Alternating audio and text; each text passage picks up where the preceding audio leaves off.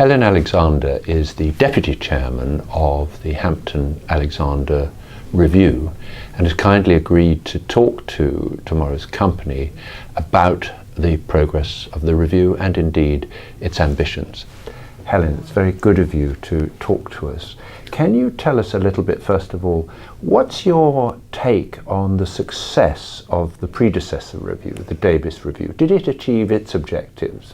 Absolutely, and it showed that as they moved through their 5 years, they saw real progress with the proportion of women on boards, and that was the brief. So by the end of 2015, there were 25% women on boards, which is what Lord Davis had hoped for.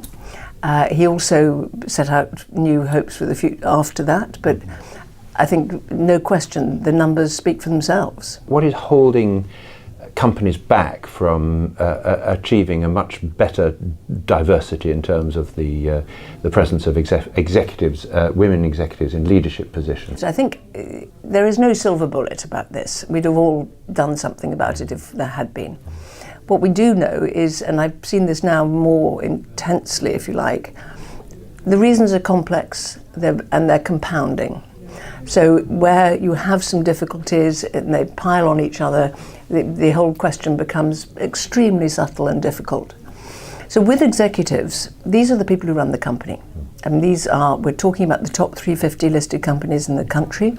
These are big companies on the whole, and they are developing their people. They're very keen on developing the best talent, and it takes time, no question about that. So you've seen, for example, GSK appoint a female CEO, and that is something they didn't think about overnight, I'm sure. It's been something that's been in the pipeline, literally, and development has allowed that to happen. But that takes a long time. If you're looking for a board member, it is quicker.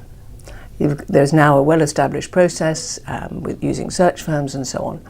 If you're looking at internal talent promotion, and if you're looking at recruiting from outside, even for an executive position, these are really, really responsible jobs where you can't afford to get it wrong.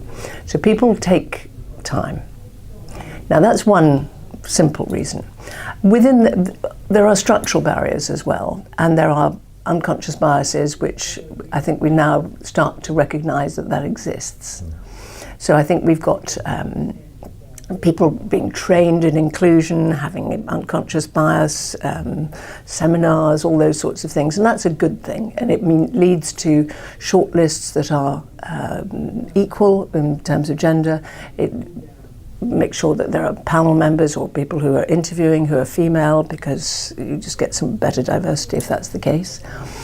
But you're also looking at the structural part of the company, the culture, and making sure that the chief executive, and I'm afraid it does have to be the chief executive, and the senior team all buy into this. Because it doesn't happen, and we can see this, because it doesn't happen without a nudge. So I think that's a quite long answer to your question, but there are a number of different things. What we're doing is shining a light on the data.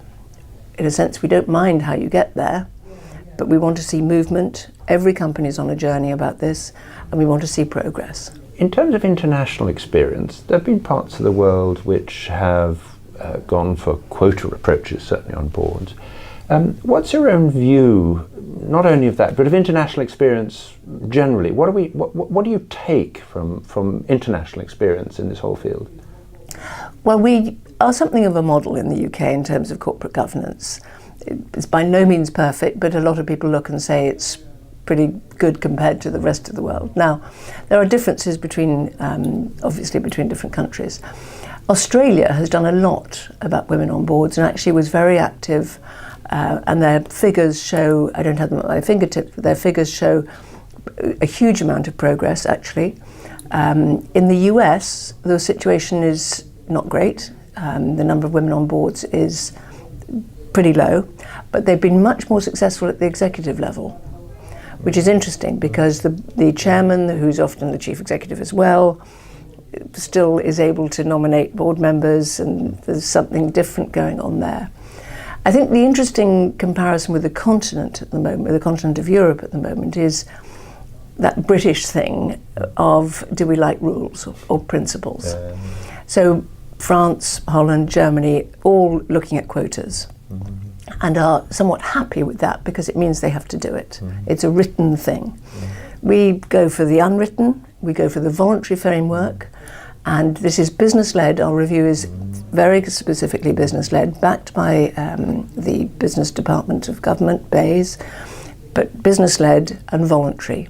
Finally, I'd just like to ask you, reflecting on your own very successful career, both as a chief executive and as a chairman, what was the most significant factor that helped you achieve leadership positions in spite of what must have been at the time a much tougher set of obstacles?